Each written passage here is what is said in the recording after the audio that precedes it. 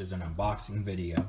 So what I have right here is an Asus VivoBook 12. So this is the Asus VivoBook 12. Specifically, it says right there the E203, and it gives you the SKU and all that stuff. Now, I guess the special thing about this laptop is the price. So I'll show you the receipt here from Best Buy. And as you can see, I only paid $127 total with tax. So this was on sale. This is a Black Friday special on sale for only $120, which I'm pretty sure is the cheapest you can get for a Windows laptop. So I'm gonna go ahead and unbox it here. I mean, I can't think of any laptop you can get any cheaper than this. I mean, my goodness, $120.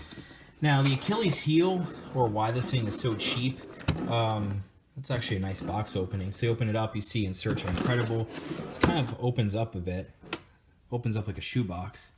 But the Achilles heel of this guy is the fact that it only has 2 gigabytes of RAM, which is not great for Windows. I mean, in my experience, if you have a Windows laptop, you need at least 4 gigs of RAM, not 2. But who knows? Maybe this will work. So I'm going to test this out as usual, I guess. You got this very shiny blue finish on it. It's very shiny, very fingerprinty too. So it's a very basic laptop. You got your info, and then of course you got yourself here a power cable. I do like it though how it's a modern power cable, so the AC/DC conversion happens here at the plug itself, and you don't have like a stupid brick in the middle of the charger. But anyway, that's about it. Oops, let me see if I can open this guy up.